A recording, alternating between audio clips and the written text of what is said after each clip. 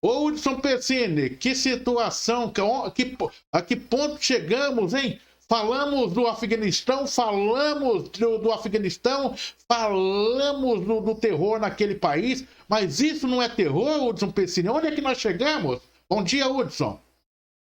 Bom dia, Oliveira. Isso é o terror, mas a diferença do terror do Afeganistão, do terror está acontecendo, está crescendo no país, é que o terror lá quer tomar o governo. É o terror que quer tomar posse de um país. Aqui no Brasil, não. É um terror, é uma criminalidade, são organizações criminosas hoje que participam sorrateiramente, elas vão ocupando espaços dentro de organismos governamentais. A gente sabe hoje que organizações criminosas não estão mais preocupadas hoje em boca de fumo, biqueira. Não, eles estão tomando o poder. Eles estão dentro da política, eles estão se aproximando das polícias, e é assim que é a diferença. Aqui nós estamos convergindo para um organismo só, sem o confronto, como está acontecendo no Afeganistão. Como se a gente fizesse, tudo no Brasil aconteceu assim, a nossa independência, a nossa proclamação da República, as coisas acontecem com muita conversa de bastidor. E aqui no Brasil está acontecendo muito isso. A gente sabe, e quem tem um pouquinho de conhecimento sabe do que eu estou falando. Hoje nós temos organizações criminosas tocando OS, nós temos organizações criminosas bancando candidatura política, tendo representante nos legislativos, tendo acesso ao poder executivo, e é isso que vai acontecer. Situações como essa em Angatuba, posso garantir para você, é algo atípico, é alguma coisa, porque o que acontece, Oliveira, e isso você sabe disso, já se alongando um pouquinho aí dentro dessa pauta, você vê muita apreensão de drogas, apreensão de armas nas estradas. Essa arma, essas drogas que foram apreendidas nas estradas, ela pertence a algum chefe.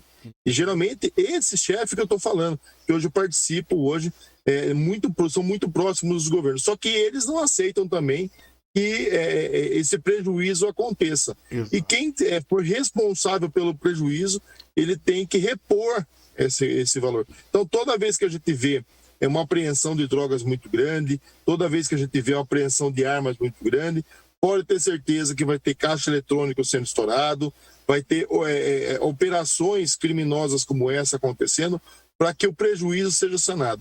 O criminoso não fica no prejuízo, o criminoso sempre vai ficar com um saldo positivo. Então, essa aí é uma forma do criminoso buscar seu saldo positivo para com seu devedor, que são hoje grandes poderosos. Ô, Hudson, não dá para a gente se alongar mais nessa pauta, até porque a gente vai poder conversar outros dias, mas eu vi uma característica diferenciada. Não me aprofundei, mas da ação desses marginais. Eu não sei se esses marginais queriam apenas roubar agências bancárias na cidade de Araçatuba. Parece que eles quiseram transmitir ali um outro recado. Eu ainda não consegui, só pelas imagens que eu vi, as primeiras informações, a forma como eles adentraram a cidade, a forma como eles agiram, amarrando reféns. O marginal, quando entra, ele quer cair fora o mais rápido possível, né? Eles entraram com um poderio muito grande dentro de Araçatuba, me perdoe, vez ou outra a gente confunde quase que com Araçoiaba, aqui do estado, mas é Araçatuba, lá na região noroeste do estado de São Paulo. Parece que tem um recado ali que os criminosos quiseram passar para as autoridades. Na forma como eles agiram. Você percebe que são características diferentes de outras ações. Pelo menos é o que eu vi até agora. Né? Você percebe que eles entram e saem rapidamente. Eles permaneceram 2 horas aproximadamente dentro de uma cidade com poderio de fogo deste. pelo menos as primeiras informações dão conta que uma caminhonete tinha ali bomba, dinamite, né? Eu não consigo ver. Tem alguma coisa ainda que a polícia vai ter que explicar, a investigação vai trazer algumas informações pra gente. Pelo menos eu vejo dessa maneira, a não ser que os criminosos estejam cada vez mais ousados na sua ação, que não medem as consequências, Hudson. Olha, Oliveira, até drones foram usados para monitorar a chegada da polícia. Como eu falo para você, eles estão cada vez mais ousados, e esse recado que eles passam é justamente esse. Oliveira, nós falamos aqui, só para fechar, e daí deixar a resposta na cabeça das pessoas que estão nos acompanhando. Nós falamos aqui de que fiscais muitas vezes dão recado para os seus fiscalizados, para evitar que eles sejam vítima de alguma abordagem, alguma surpresa por parte de uma fiscalização, uma ação policial. Essa ligação entre o criminoso e a lei, e o cumpridor da lei, está muito próxima. Então, algumas coisas como essa deixa a cabeça da gente cheia de dúvida. Aonde estava essa segurança, essa ousadia desses criminosos para poder atuar por 2 horas numa cidade como Angatuba, que é uma cidade grande. Araçatuba. Uma cidade grande, uma cidade que tem um BAEP, realmente é como se eles dessem um tapa na cara da sociedade e dos poderes instituídos. Sem nem dúvida. Agora fechando, Hudson, eu creio que nós estamos vivendo um momento, inclusive, de reavaliar a segurança pública no nosso país. Eu creio que nós vamos ter que passar esse aproximar do 7 de setembro. Ele trouxe muitos assuntos que estavam fora da pauta para a discussão novamente. Investimentos nas polícias, sim, né? Mas esse modelo de polícia que nós temos hoje aí, ele ainda é efetivo? O Brasil é um dos poucos países que ainda tem o sistema militar em funcionamento, em operação. Há que se discuta a desmilitarização das polícias, a unificação das polícias, para ela se tornar uma polícia mais profissional, mais eficiente. É lógico que os setores da polícia militar nem querem ouvir falar nisso, é um crime ouvir falar nisso. Mas nós, a sociedade, precisamos discutir a eficiência. Vamos manter esse modelo que está aí, por exemplo? Se vamos manter esse modelo, como vamos deixar esse modelo mais eficiente para servir a polícia, a sociedade? A Polícia Civil, ela reclama que vem aos trancos e barrancos já há quase 2 décadas. O serviço de inteligência não funciona. A pergunta é, o que fazer, o que melhorar, porque a gente vê a ousadia dos criminosos cada dia mais. O Hudson coloca aí que numa cidade como Araçoiaba tem o BAEP. O BAEP é a menina dos olhos do governador Geraldo Alckmin, né? Colocado como uma solução de todos os problemas, ou seja, pelo menos amenizando os seus problemas durante a campanha eleitoral. E não foi eficiente para poder blindar o que aconteceu hoje na cidade de Araçatuba. Então vamos acompanhar esse cenário. Cientistas políticos, cientistas de segurança, todos devem começar a trabalhar essa questão para a gente querer entender e cobrar das autoridades qual é o modelo de segurança pública que nós queremos no nosso país. O comentário é seu, pode finalizar, o Spessini, concordando ou não discordando, ou discordando.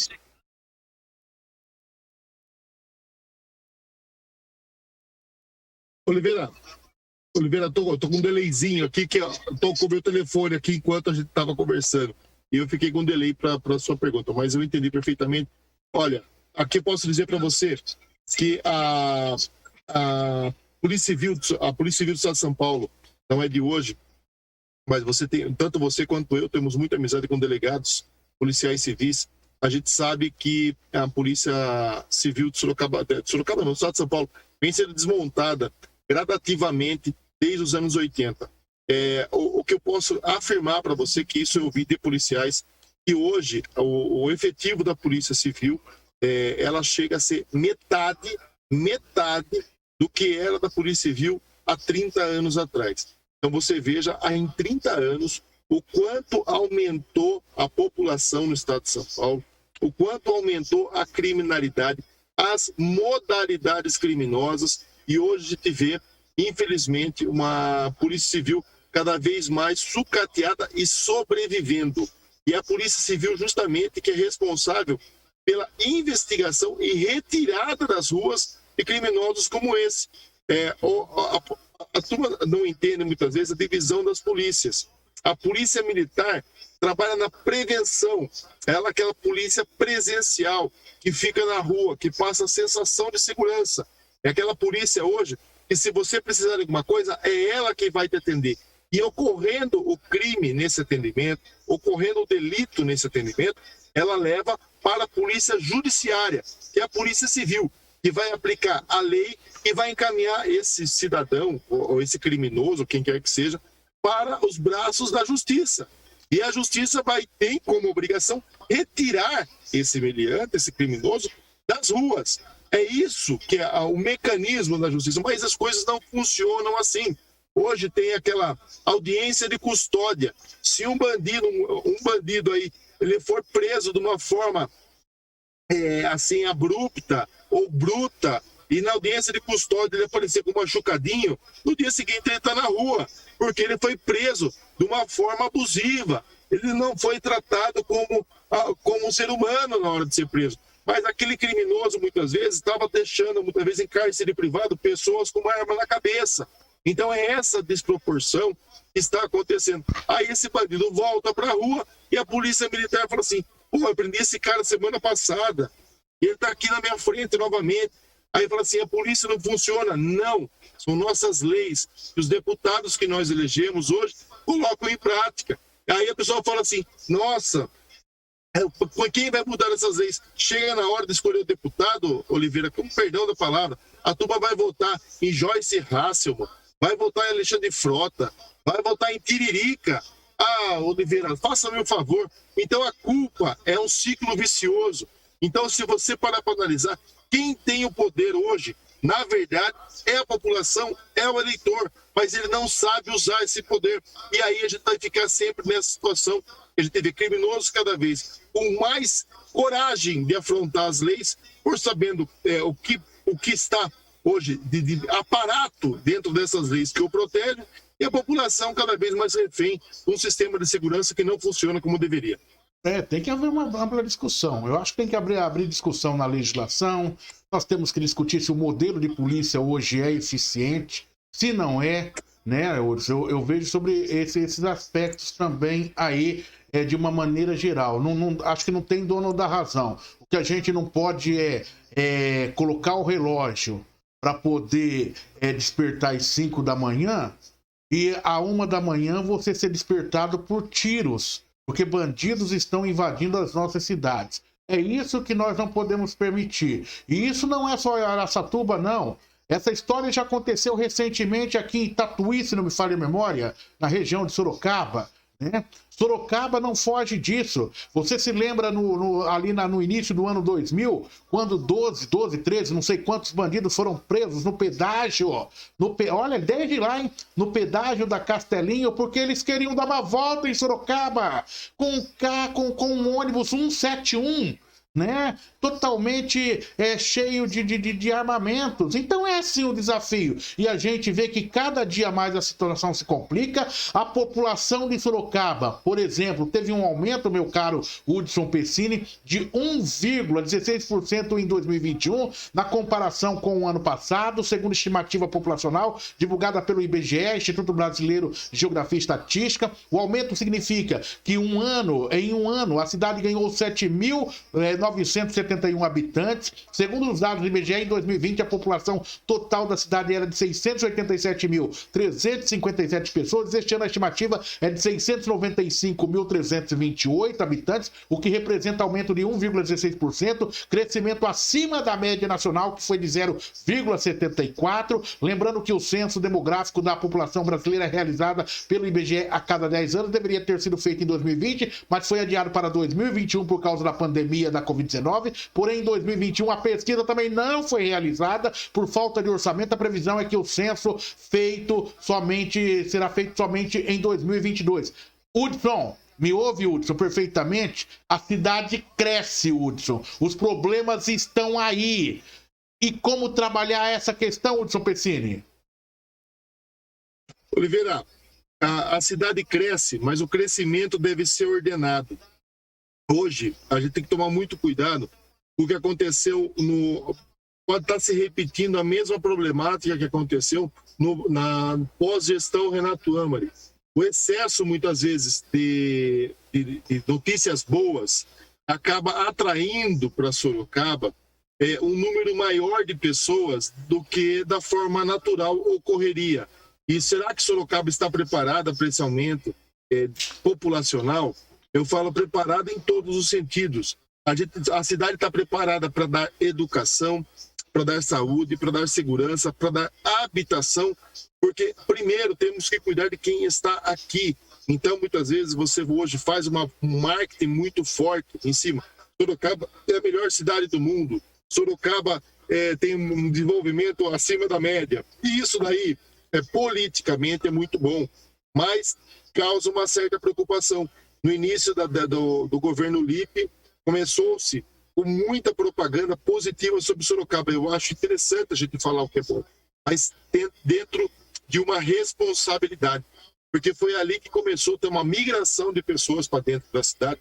Nós terminamos a gestão Renato Amari, na época, praticamente sem nenhuma rua sem asfalto, com desfavelamento, não sei se esse é o termo que se utiliza ainda hoje, porque hoje tem o politicamente correto, não sei se esse é o termo correto nessa nova política, de dizer, mas a gente começou ali um período novo de Sorocaba, um novo período para a cidade, e depois ali começou os problemas voltarem novamente. Na segunda gestão Vitor Lippe, começamos no final dela o aumento de moradores de rua, porque as pessoas migravam para cá e não encontravam aquele emprego propagado, não encontravam a residência, os programas habitacionais com a facilidade a qual se propagava, não se encontrava a saúde de Sorocaba dentro daquilo que se propagava, e aí essas pessoas acabaram aí gerando aí um desequilíbrio populacional. E é isso que a gente vê. Eu estou aqui parado, Oliveira, na Avenida São Paulo, aqui naquele trecho do lado da antiga fábrica da Cianê. Então, enquanto estou falando com você, eu estou vendo várias pessoas aqui em situação de rua, passando em volta do meu carro, que estão indo de um lugar para outro sem a menor explicação. Estão em busca simplesmente de um local para eles poderem passar o dia, onde eles possam consumir aí, aqueles que são dependentes químicos, a sua droga, beber o seu álcool, ou à espera de um marmitex. Esse tipo de situação vem ocorrendo muito na cidade de Sorocaba, e é isso daí, muitas vezes, que a gente vê do crescimento desordenado. Essas pessoas estão se acumulando nas ruas, e cada dia mais, chega mais pessoas vindo buscar aqui a Sorocaba dos sonhos que eles veem na propaganda. Hudson Pessini, bacharel em Direito e consultor político, com a gente aqui no Repórter RMS News, como acontece todas as segundas-feiras. Tá com uma dificuldade para ouvir aí, né, Hudson? Fica tranquilo. Vou colocar a notícia para vocês já aqui. A Câmara de Sorocaba aprovou em 3 sessões extraordinárias o projeto de lei que dispõe sobre as regras para comércio ambulante em vias e áreas públicas. Segundo o Executivo, a proposta atende à demanda de diversos vendedores e prestadores de serviços ambulantes que manifestam a vontade em ampliar suas atividades atuais e ofertar produtos e serviços na cidade. Como você vê essas novas regras aí do comércio ambulante em Sorocaba, Hudson? Oliveira, mais um projeto que tenta tapar o sol com a peneira. Você traz pessoas para cá, para Sorocaba, você não tem vagas de emprego necessárias para essas pessoas, e aí você vai começar a inverter esse ciclo de moralidade econômica que existia na cidade de Sorocaba. Hoje existem comerciantes que abrem suas portas hoje para trabalhar e não conseguem trabalhar, pagar seu aluguel, pagar seus impostos, por causa das dificuldades a qual o Estado coloca. uma hora regras pandêmicas sem pé sem cabeça.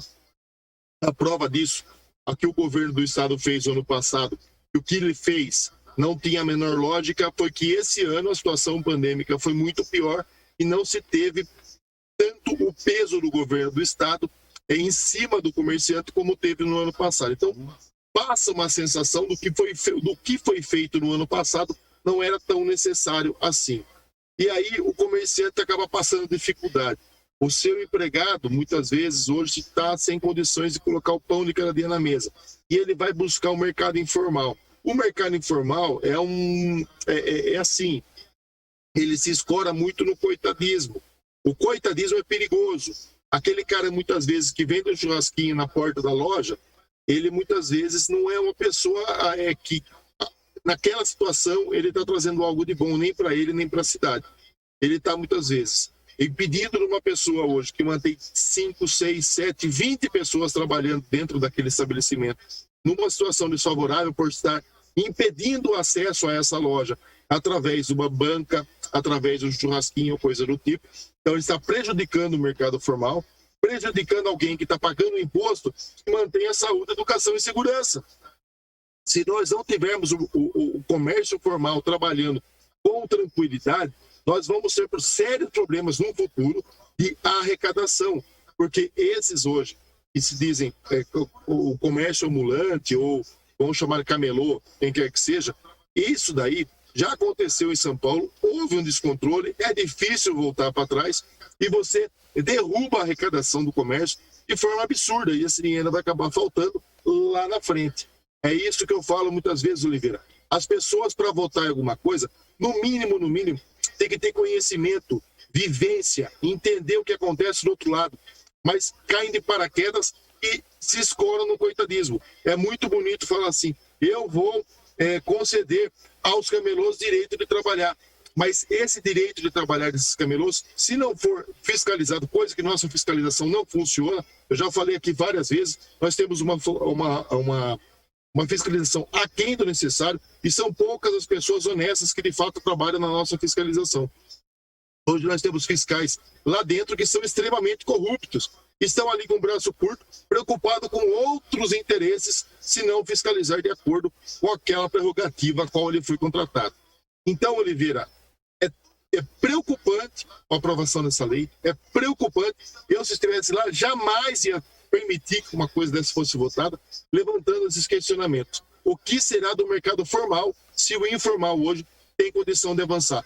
Então, você, micro e pequeno comerciante que está passando dificuldade, deixe sua loja, pare de pagar aluguel, pare de pagar impostos, sai na calçada que você não vai pagar nada, vai ter um lucro muito maior e não vai ter esse monte de fiscalização em cima de você. Você vai poder vender seu produto pirata, seu produto sem nenhum aval do Inmetro, seu produto sem nenhuma fiscalização sanitária, tranquilamente, sem ter hoje o peso do Estado nas suas costas. Infelizmente, é um conselho burro, mas que seria lógico dentro dessa lei que foi aprovada agora. Falou Hudson Pessini, e falou. E falou. Hudson Pessini, um abraço para você. Não tem próxima semana. Depois dessa sua fala, eu estou suspendendo você na próxima segunda-feira. Ok? Não tem participação do Hudson Pessini. Eu estou suspendendo a participação dele. Ele foi muito forte hoje, mas falou a verdade, então tem que segurar um pouquinho, senão os caras vêm em cima dele. Mas segunda-feira nós estamos naquela ponte, né? Na ponte do feriado prolongado, né, Hudson Pessini? O Hudson Pessini olhou agora, ele falou assim... vamos ver o que vai acontecer nesse 7 de setembro, hein, Oliveira? Hudson, estou muito preocupado, mas ao mesmo tempo confio nas instituições. Qual que é a sua visão nesse momento, Hudson?